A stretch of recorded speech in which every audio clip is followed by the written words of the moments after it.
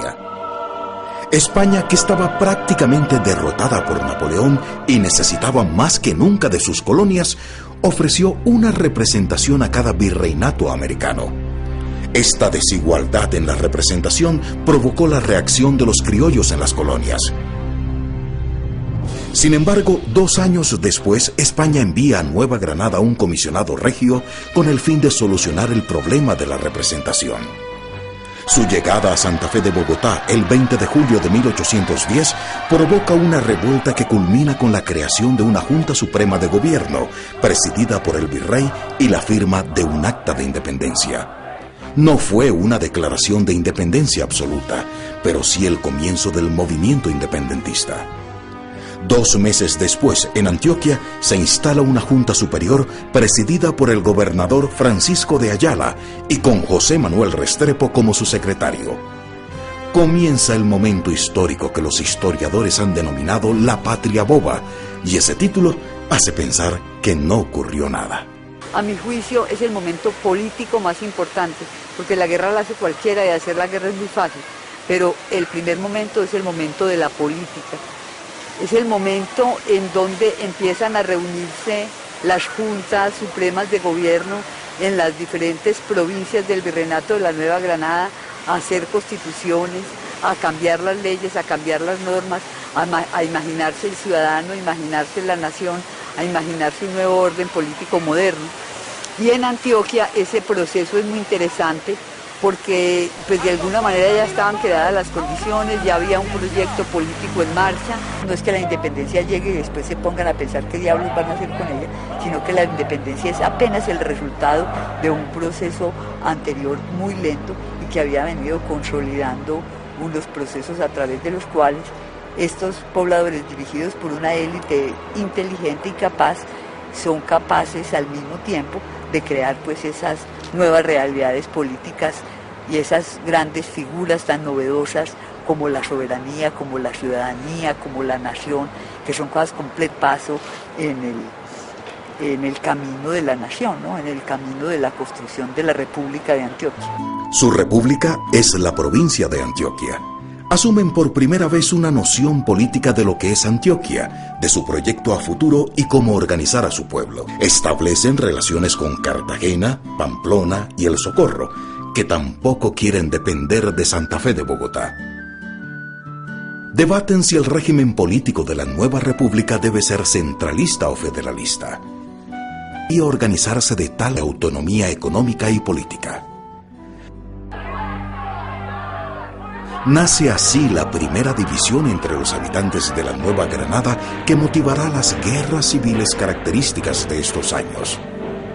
Entonces, que elija los diputados que integrarán las Cortes del Reino, el primer congreso del país. Tras 2 meses de desacuerdos, se frustra el intento por integrar las Cortes del Reino. Y lejos del centro del país, se estaba gestando un hecho que cambiaría el rumbo de la independencia. El 11 de noviembre de 1811, Cartagena declara su independencia absoluta de la corona española. Controlado el ejército de la corona española en Cartagena, queda libre el camino para que las demás provincias de la Nueva Granada se independicen.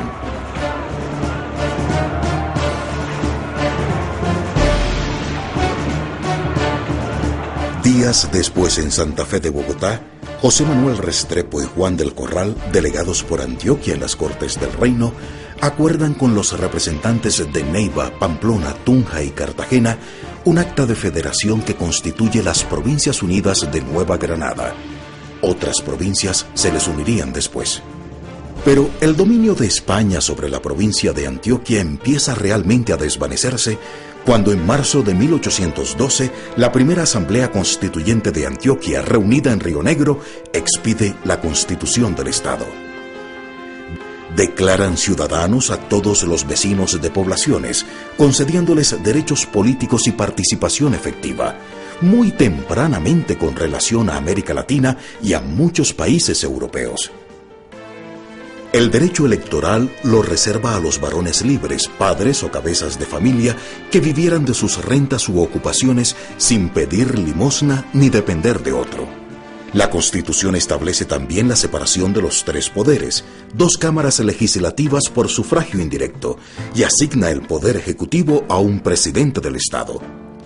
José Antonio Gómez, entonces presidente de la Junta Superior, es confirmado presidente del Estado, pero muere repentinamente en octubre de ese año. Su sucesor, José, cada día más difícil.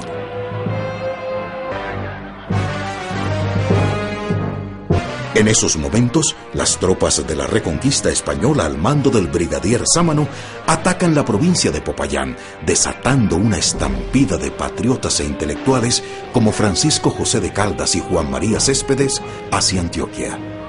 La ocupación de Popayán por Sámano desalienta a los patriotas y da bríos a los enemigos de la independencia.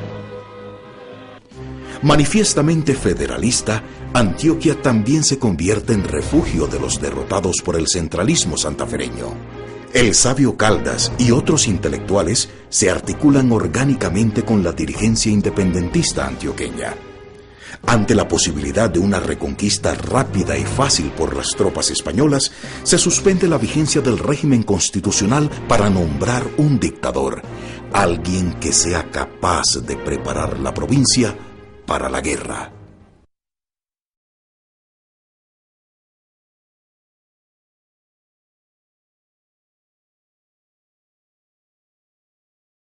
El 2 de agosto de 1813, don Juan del Corral, apoyado en el grupo de los independentistas, entre ellos pues don José Manuel Restrepo, declara su dictadura.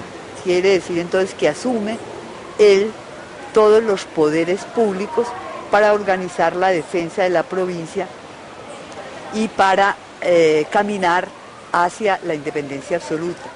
Hombre probo que a la hora del peligro nadie vaciló en escogerlo para que asumiera el cargo de presidente dictador. Es preciso no perder la hora que encierra para nosotros la salud y la ruina, o levantar la bandera independientemente tan alto que no consigan abatirla nuestros tenaces enemigos, o arriarla para siempre y perderlos inmensa la patria. Nacido en Mompox, Juan del Corral es un próspero comerciante y hacendado de 35 años, un estudioso de las ciencias sociales y del arte militar.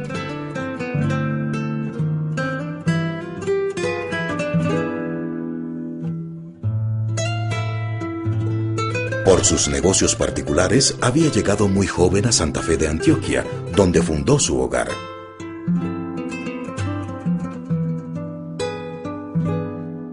El ahora presidente dictador nombra de inmediato a José Manuel Restrepo como su secretario de Gracia y Justicia. Inician una severa represión a los realistas antioqueños, ya fueran españoles o americanos, confiscándoles sus bienes, desterrándolos o apresándolos. Y ambos, una semana después, el 11 de agosto de 1813, firman el Acta de Independencia Absoluta de Antioquia. El Estado de Antioquia desconoce por su rey, a Fernando VII, y a toda otra autoridad que no dimane directamente del pueblo o de sus representantes. Del Corral también impone multas y empréstitos forzosos que se destinan a los gastos de guerra. Asistido por el sabio Caldas, organizan una maestranza en Río Negro para fundir obuses y piezas de bronce de regular calibre, componer toda clase de armas y experimentar la fabricación de fusiles. Juan del Corral encarga a Caldas de crear la primera escuela militar del país, que fue creada aquí en la Universidad de Antioquia para formar ingenieros militares, también ingenieros civiles, pero fundamentalmente ingenieros militares que contribuyeran a la defensa de la región. Ahí en esa escuela militar es donde empiezan a formarse los militares que son importantes en la guerra de independencia del 18 en adelante.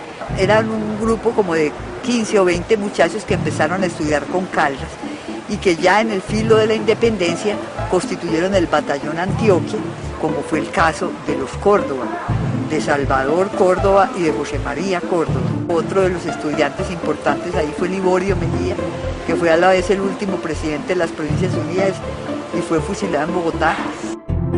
Crean milicias populares para defender la República. Con Del Corral emergen proyectos que venían madurándose: la creación de la Universidad de Antioquia, la colonización a través de la distribución de las tierras baldías o la distribución de tierras de grandes propietarios que las tenían incultas. Dando a los desposeídos lo que puedan desmontar con sus hijos y su familia, y que puedan establecerse cómodamente.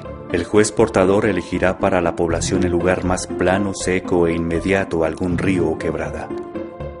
Distribuirá los solares de acuerdo al número de vecinos y los que racionalmente se agreguen para acomodarlos a todos con desahogo. Así se cultivarán nuevas tierras y explotarán nuevas minas, y se facilitará el comercio de nuestro país con las provincias limítrofes. Los jueces territoriales decidirán en qué lugares sería mejor fundar poblaciones que ofrecieran mejores ventajas al comercio, la navegación, a la minería y la agricultura. En esta etapa todo sucede muy rápido. Los independentistas empiezan a ver que son capaces de manejar la economía antioqueña y dirigir políticamente a su sociedad. Como presidente dictador, Juan del Corral demostró ser un buen dictador. Organizó la hacienda pública, prohibió la exportación del oro antioqueño, dictó excelentes medidas de policía, combatió la vagancia de aguardiente y tabaco, mejoró los caminos y ordenó otras obras para la prosperidad de Antioquia. Con Félix de Restrepo convocó una legislatura y presentaron un proyecto para solicitar la libertad de vientres, es decir, de los hijos de esclavos por nacer. El proyecto de libertad de los esclavos, que a mi juicio es el gran aporte de Antioquia, no solo a la historia colombiana, sino a la historia de América Latina, fue el primer lugar donde se pensó que los esclavos debían ser libres. Para contrarrestar las críticas de algunos que señalaban la ruina por los efectos que podría tener esta medida en la incipiente economía, don José Félix de Restrepo argumentó: No hay que temer a esa ruina que en tono tan melancólico nos anuncian esos sombríos antropófagos. Por el contrario, la libertad de los esclavos es el medio infalible, el único medio por donde pueden florecer la agricultura y las minas. El hombre libre que trabaja para sí y su descendencia, que pueden disponer del fruto de sus tareas, duplica sus esfuerzos y sus cosechas son más abundantes. Todo el que consulte las inclinaciones del corazón humano convendría en la exactitud de este raciocinio. A mí me parece que es muy interesante ese discurso de don José Félix, porque es toda la apología del trabajo libre, del trabajo independiente, del trabajo con fines útiles. Es toda una apología de la libertad, de la igualdad, que son los principios tutelares y constitutivos del Estado moderno y del liberalismo moderno. Hay razones económicas, pero a don José Félix también le parecían interesantes las razones políticas. Él decía, mire, una sociedad como la nuestra, que se ha declarado libre e independiente, no puede sobrevivir con una proporción de gente que vive esclava. Es decir, la libertad tiene que ser para todos, y solamente en la medida que la libertad sea para todos, podemos crear una ciudadanía sólida, podemos hablar de autonomía y de independencia. Entre tantas muestras de talento y energía de Juan del Corral, nada hacía prever un desenlace fatal cercano. Y solo 8 meses después de haberse declarado presidente dictador, y cuando empezaba a desarrollarse el gobierno constitucional de Antioquia, Juan del Corral muere a causa de una neumonía el 7 de abril de 1814. A su funeral asistió José María Córdoba, un joven militar de la Escuela de Ingenieros, quien habría de desempeñar un papel importante en la Guerra de Independencia. Restablecido en el trono español, Fernando VII empieza a organizar la reconquista de sus colonias. 2 años más demoran los preparativos para la guerra. Esta provincia en el día es un nuevo pueblo. Todo es guerra, defensa y actividad.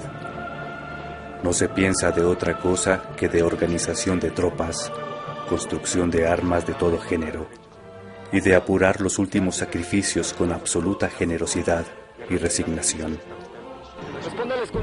Al mando del coronel Francisco Guarleta, las tropas de la reconquista española ingresan a territorio antioqueño luego de someter a Mompox. Excepto por alguna resistencia en Remedios, Cancán y Yolombó, Guarleta entra triunfante a Medellín, que está abandonada por las autoridades.